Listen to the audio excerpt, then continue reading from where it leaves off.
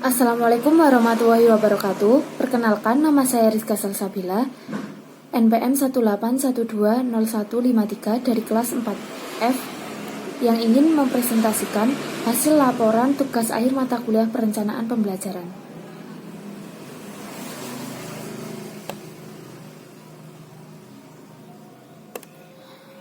Dosen pengampu Bu Anggun Dwi Setiaputri, SPD MPD.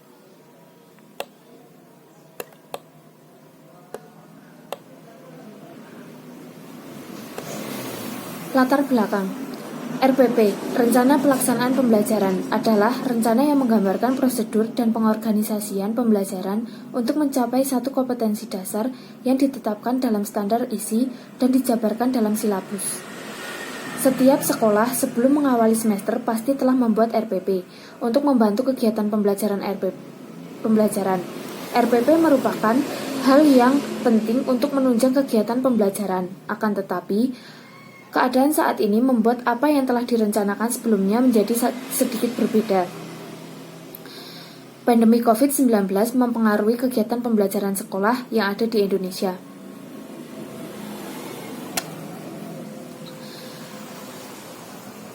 Yaitu, semua sekolah melakukan kegiatan secara online atau SFH, Study from Home. Akan tetapi, kegiatan tersebut tidak berjalan dengan normal atau sesuai dengan keinginan. Banyak sekali kekurangan dari kegiatan tersebut, terutama yang dialami oleh siswa. Tidak semua dapat melakukan kegiatan pembelajaran secara online karena tidak semua siswa memiliki HP Android yang digunakan untuk kegiatan tersebut. Dan keadaan sinyal yang tidak stabil membuat kegiatan tersebut kurang efektif, terutama untuk sekolahan yang berada di pelosok desa. Dengan adanya hal tersebut, di sini saya melakukan observasi dan wawancara kepada guru yang terkena dampak pandemi tersebut. Wawancara ini dilakukan untuk memenuhi mata kuliah perencanaan pembelajaran. Wawancara dan observasi berisi tentang bagaimana guru menghadapi pandemi ini terhadap keberlangsungan pembelajaran, dan bagaimana perbedaan kegiatan pembelajaran sebelum pandemi COVID dan sesudah pandemi ini terjadi, dan bagaimana solusi yang harus dilakukan oleh guru agar pembelajaran tersebut dapat berjalan dengan lancar. Selanjutnya, adapun pembahasan yang sudah saya lakukan dengan proses wawancara tersebut, yaitu pembahasan yang pertama,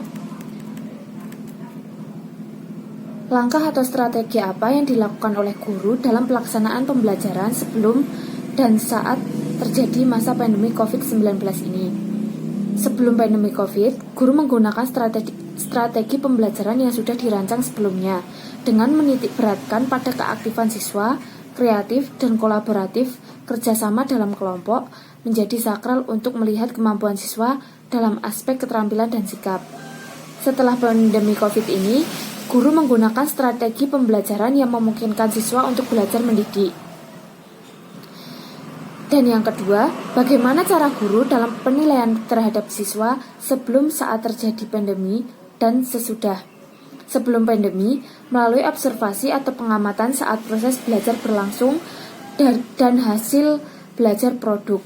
Setelah pandemi COVID, melalui hasil yang disampaikan siswa setelah tugas dilakukan, dan untuk tugas praktek melalui tayangan kegiatan yang dilakukan siswa, tetapi banyak kendala yang dihadapi karena tidak semua siswa memiliki HP Android.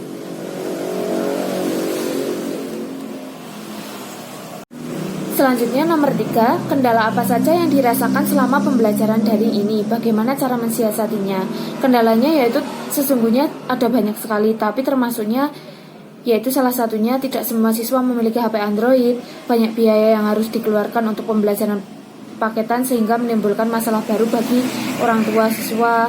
Tidak semua siswa mampu menerima penjelasan melalui pembelajaran daring sehingga sering menimbulkan verbalisme dan salah persepsi.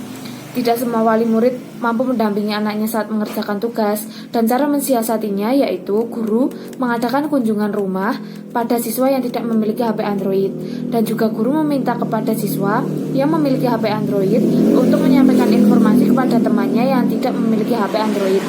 Apabila memungkinkan dapat belajar bersama, maka dipersilahkan untuk belajar bersama, dan juga guru mengambil tugas atau hasil seminggu 2 kali. Selanjutnya, apakah selama pandemi COVID-19 ini ada pembelajaran tatap muka atau hanya diganti dengan tugas? Yaitu selama pandemi COVID tidak ada pembelajaran tatap muka, semua diganti tugas di rumah. Selanjutnya, bagaimana cara guru yang efektif untuk melakukan pembelajaran daring di rumah untuk kelas rendah atau kelas tinggi? Yaitu kalau untuk kelas rendah, guru memberikan tugas untuk belajar membaca. Bagi yang memiliki Android, diberikan kepercayaan untuk orang tua untuk membantu. Dan juga melihat acara TVRI, memberikan tugas kepada siswa untuk mengikuti acara belajar bersama di TVRI. Untuk kelas tinggi, guru memberikan tugas kepada siswa untuk belajar bersama pada TVRI. Guru memberikan tugas kepada siswa untuk menjawab pertanyaan yang diberikan oleh TVRI. Selanjutnya nomor 6, apakah yang akan dilakukan seorang guru untuk melakukan pembelajaran selama COVID-19 ini dengan keterbatasan sarana dan prasarana yang ada? Yaitu, yang dapat dilakukan guru selama pandemi COVID terlebih dahulu membagikan buku siswa agar siswa dapat belajar mandiri secara bertahap. Guru memberikan tugas sesuai buku yang tertera di buku tugas. Apabila ada kesulitan, guru mengadakan kunjungan rumah secara acak, dan juga orang tua terhadap pengumpulan tugas dilakukan secara berkala. Jadi orang tua bisa memantau secara berkala di rumah. Yaitu yang ketujuh, apakah Bapak Ibu selalu mempersiapkan rencana pelaksanaan pembelajaran atau RPP sebelum mengajar? Yaitu iya, karena RPP merupakan rencana kegiatan yang harus dilakukan selama pembelajaran berlangsung. Apakah Bapak Ibu guru menggunakan media dalam proses pembelajaran? Yaitu iya, karena media sangat dibutuhkan dalam pembelajaran untuk memperlancar proses pembelajaran dalam setiap pembelajaran, walaupun bentuknya sangat sederhana, sesuai dengan kemampuan guru dan ketersediaan media yang ada di lingkungan sekitar. Yaitu selanjutnya, bagaimana Bapak Ibu menyelenggarakan kegiatan pembelajaran untuk membuat siswa aktif, yaitu dengan cara merancang kegiatan pembelajaran yang aktif melakukan kegiatan, yaitu dengan cara kegiatan ceramah, menyimak dan mendengarkan. Guru dapat menggunakan metode diskusi. Percobaan strategi pembelajaran yang digunakan juga pada bervariasi agar siswa tetap aktif dan tidak membosankan. Dan selanjutnya yang nomor 10, bagaimana Bapak Ibu menyusun materi pembelajaran yang akan digunakan dalam pembelajaran di kelas. Materi disusun dari yang sederhana ke yang kompleks, dan juga materi disusun berdasarkan tingkatan berpikir siswa. Selanjutnya, adapun angket yang sudah guru saya isi, yaitu meliputi pelaksanaan pembelajaran sesudah dan sebelum COVID berlangsung. Selanjutnya, yaitu isi di dalam anketnya berupa nama guru yang sudah saya wawancarai, yaitu Bu Komaria SPD, kelas yang diampu kelas 4 SD, sekolah tempat mengajar di SD 1 Pucakwangi. Bapak Ibu menyiapkan RPP sebelum mengajar ketika sebelum terjadi pandemi COVID, yaitu iya. Dan setelah pandemi COVID juga menggunakan RPP.